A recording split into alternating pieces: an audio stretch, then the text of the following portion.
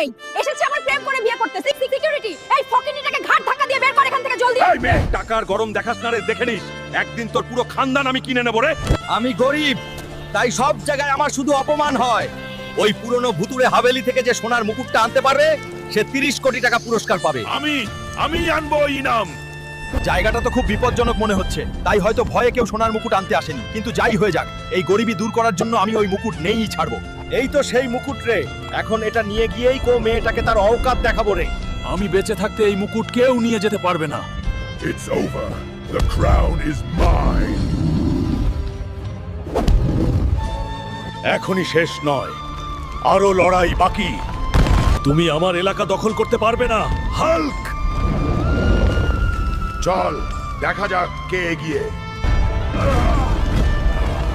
মার খেয়েছি, তবে বন্ধুরা তোমাদের লাইক আর সাবস্ক্রাইব না দিলে আমার